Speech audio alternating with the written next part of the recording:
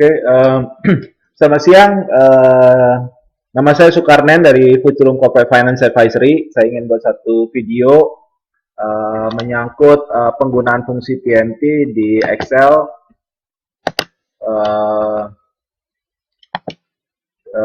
Di sini fungsi PNT umumnya digunakan dalam menentukan satu jumlah ansuran pada waktu kita memperoleh satu pinjaman. Ya, pinjaman ini artinya ada contohnya kalau kita kredit motor, kredit mobil, rumah, itu pembayarannya akan sama setiap bulan.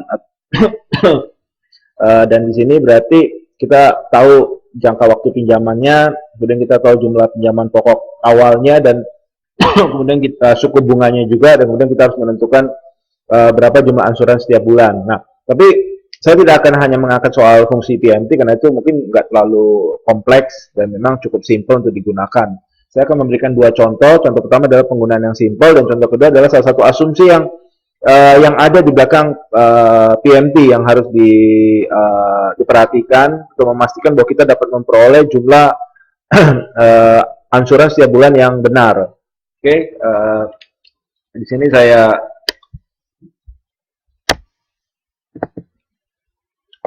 berikan contoh yang pertama.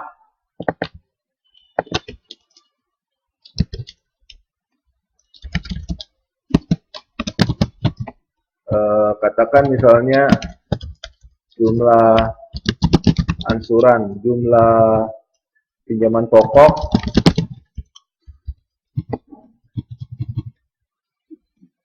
adalah 100 juta.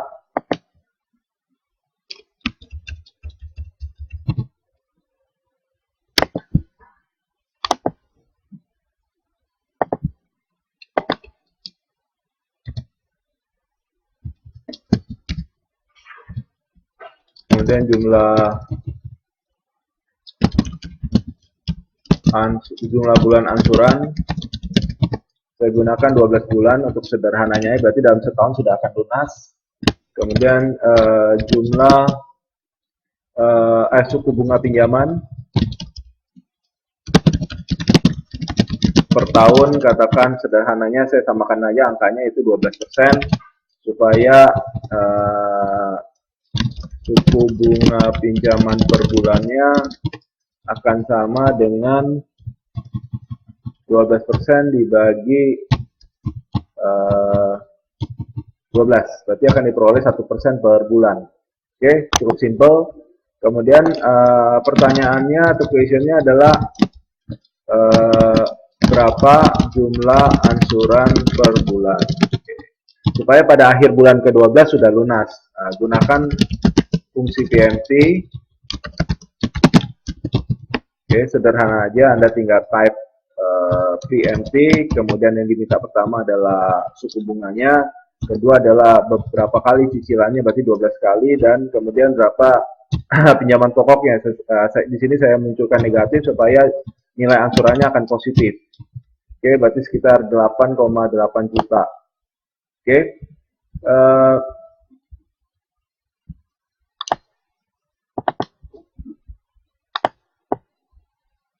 Oke, berarti dari 100 juta ini kita akan dapat melunasi dalam setahun kalau cicilannya dilakukan setiap bulan 8,8 juta. Lalu bagaimana pembuktiannya? Sederhana aja, tabel pembuktian. Gimana kita tahu bahwa cicilan ini benar? Yaitu di sini saya sajikan bulan, kemudian ansuran, kemudian bunga, pokok, kemudian sisa pinjaman pokok. Oke, saya rapikan sebentar.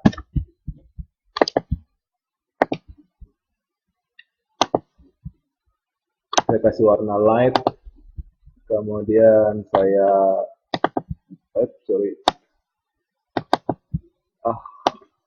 teman.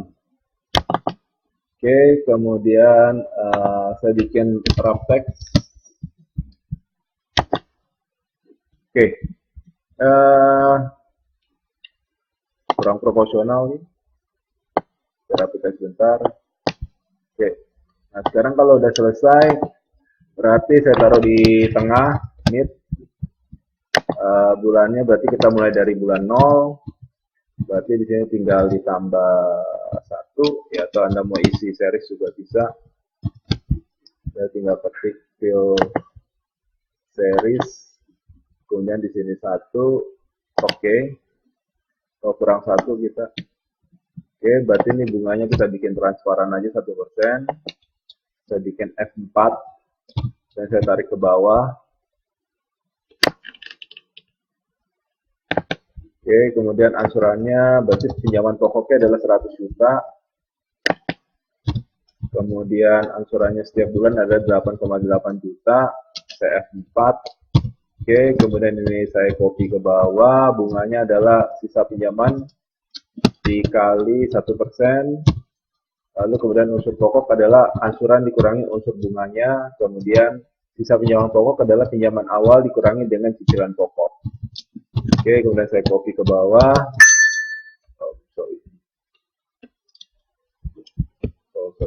Oke.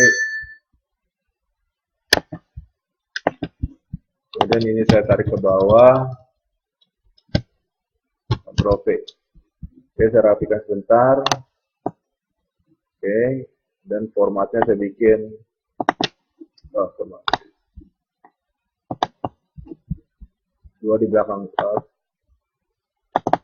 Oke, jadi kita perhatikan di sini bahwa pada 100 juta awalnya itu akan turun menjadi 0 pada bulan ke-12. Ya, jadi bulan 12 di sini.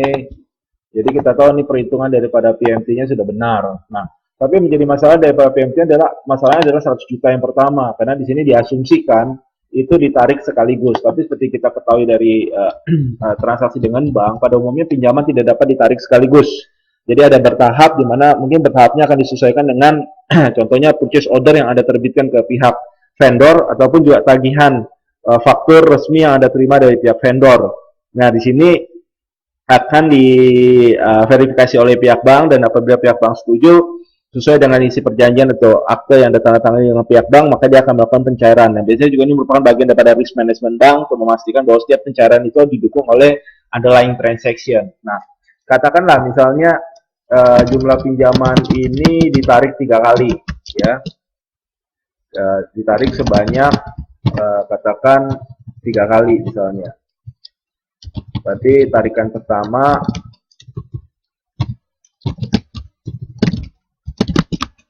adalah katakan 30 juta.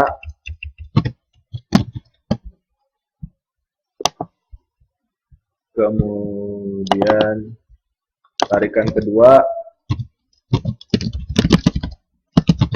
tarikan ketiga.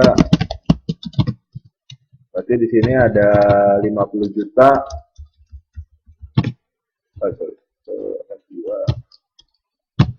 Dan yang ketiga adalah 100 juta.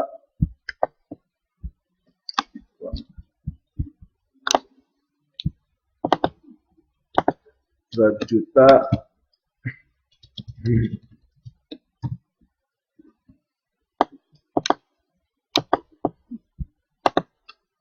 dikurangin dengan tarikan pertama dan tarikan kedua. Oke, berarti Anda punya 20 juta. Totalnya adalah 100 juta. Oke, Anda tinggal sum saja, klik auto sum, sudah dapat 100 juta. Oke, tinggal Anda kasih ini, baris, kemudian kasih warna, misalnya katakan orange. Oke, nah dari sini 100 juta, katakan kita masukkan ke tabel seperti yang di atas. Ya, berarti saya akan bikin tabelnya. Katakan di sini adalah pinjaman awal, ya.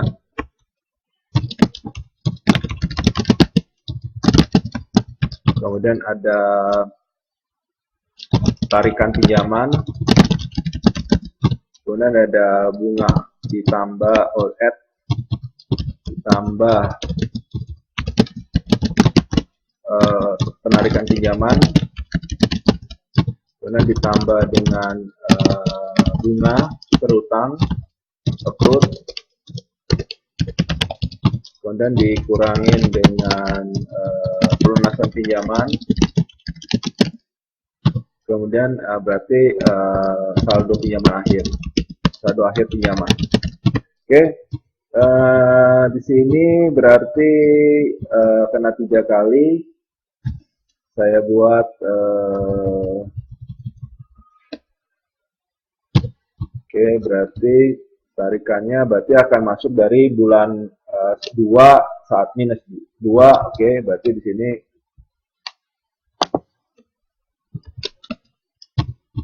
kemudian tinggal Anda buat 1. Kemudian saya copy ke kanan.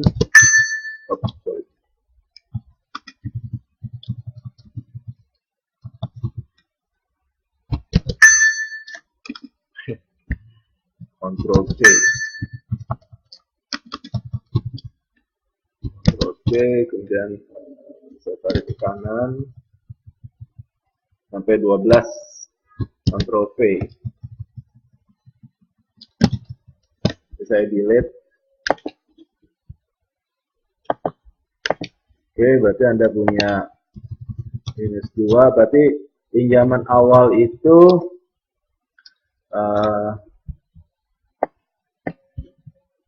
berarti saldo awal sama dengan saldo akhir. Ya. Oke. Kemudian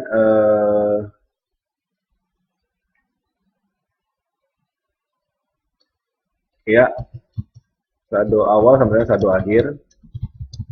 Kemudian penarikan pinjamannya adalah yang pertama itu sebesar 30 juta. Penarikan keduanya adalah 50 juta. Dan penarikan ketiganya adalah 20 juta. Oke, ini saya copy ke samping. Saya copy ke samping saja.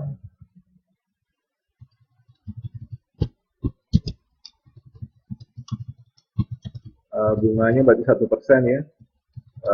Kita taruh di sini supaya transparan saja. Berarti bunga adalah saldo awal dikali dengan 1%. F4. Berarti saya copy ke samping. Saya copy ke samping. Kemudian pelunasan pinjamannya berarti kita pakai fungsi if aja. Jika if-nya sama dengan 1, maka akan digunakan cicilan ini. Yang tadi kita hitung 8 juta, kalau tidak akan digunakan 0. Oke, ini kita F4 kan dulu karena jumlah cicilannya sama. Kemudian kita copy ke kanan. Kemudian saldo akhir adalah sama dengan saldo awal ditambah penarikan ditambah dengan bunga dikurangi dengan saldo akhir. Oke, Ctrl C. Kita copy ke kanan sampai 12. Kemudian ini saya bikin sedikit supaya bagus, saya kasih warna light sedikit. Saya bold, saya taruh di mid. Kemudian ini semua kita bikin format yang sama, koma. Oke. Kemudian saya bikin warnanya, saya kasih warna blue. Oke, bold. Oke, berarti kita punya 30 juta. Ini F11. Oke, ini rumusnya salah. Kalau dia di atas 1, di atas 0. Di atas 1 sama dengan. Ya. Dan saya copy ke kanan.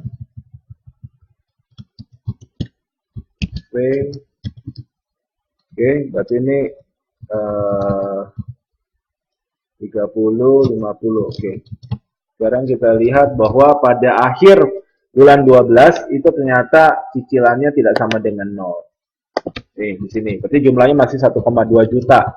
Permasalahan adalah bahwa ada 2 unsur bunga di sini.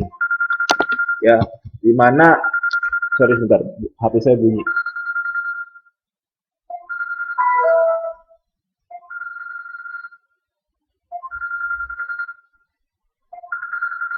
Oke. Nah, masalahnya adalah 100 juta kalau Anda perhatikan, ini kan tidak ditarik sekaligus. Uh, ya, jadi 100 juta ini kan tidak ditarik sekaligus. Jadi ada bertahap. Nah, karena bertahap di sini ada unsur bunga. Karena kalau kita pinjam kan tidak mungkin gratis dari bank. Nah, unsur bunga inilah yang kemudian mengakibatkan kalau kita menggunakan PMT itu tidak akan mendapat jadi 8,8 juta yang kita hitung itu tidak akan mengakibatkan pinjaman pada angsuran pada bulan ke-12 akan mengakibatkan sisa pinjaman nol. Lalu apa yang harus kita kerjakan untuk mengatasi hal ini? Ada dua cara, yaitu cara pertama kita menghitung kembali PMT. Jadi cara pertama adalah menghitung kembali menggunakan PMT. Caranya sederhana juga. Di sini berarti kita masukkan saja PMT.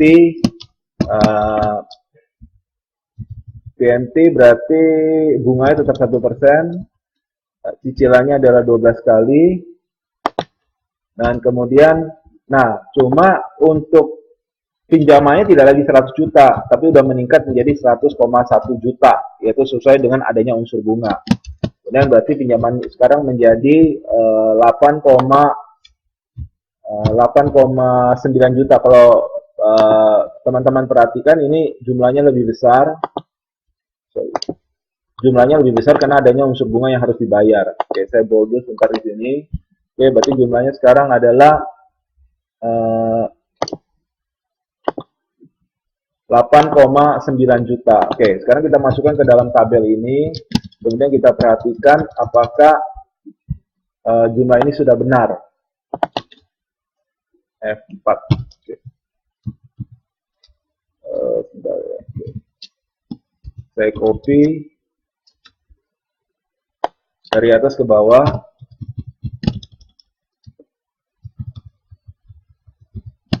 Ctrl C, saya pindahkan ke bawah.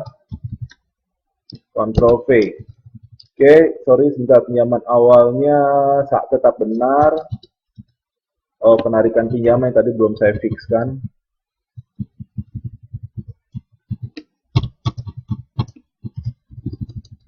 Mohon sabar, saya buat dulu. Oke, sekarang udah benar jumlah penarikan pinjamannya. Kemudian, nah sekarang ini berarti pinjamannya itu I38. I38. Oh iya, sama aja, oke. Di sini berarti pinjamannya sudah tidak sesuai dengan ini lagi, tapi harus kita ubah menjadi sejumlah ini.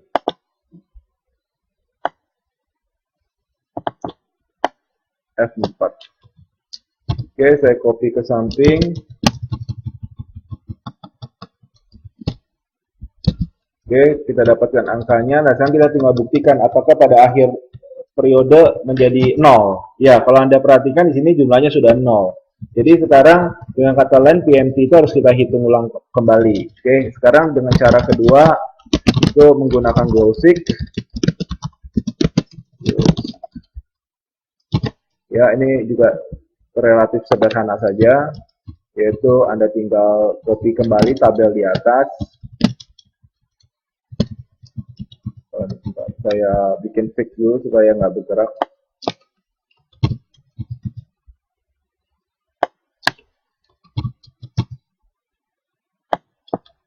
Oke, di sini berarti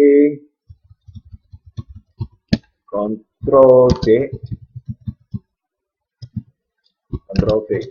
Oke, berarti kalau kita perhatikan, berarti kita cuma permasalahannya adalah di cicilannya ya. Ini saya bersihkan dulu. Saya clearkan dulu. Oke, berarti permasalahannya tinggal di periode pertama sampai ke 12. Di sini cicilannya berapa hasilnya. Ini saya kasih warna ini. Sederhana aja, karena kalau ini kan berarti jumlahnya akan sama dengan ini. Saya copy ke samping. Oke, Sekarang kita tinggal harus menentukan berapa jumlah angsuran sehingga pada akhir periode ini sama dengan 0, yaitu tinggal Anda pergi ke goalseek, yaitu data, what if analysis, goalseek, kemudian set cell-nya adalah AA59 harus sama dengan 0, dengan merubah sel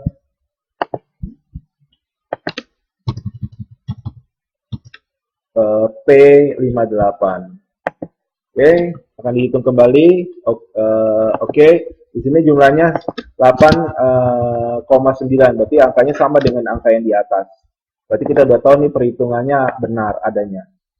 Oke, mudah-mudahan dengan video ini pihak Bapak atau Ibu bisa memahami dengan baik bagaimana penggunaan PMT dan asumsi yang mendasarinya. Oke, saya mudah-mudahan ini bermanfaat bagi Bapak atau Ibu, dan apabila ada pertanyaan silakan mengunjungi kami mengunjungi kami di website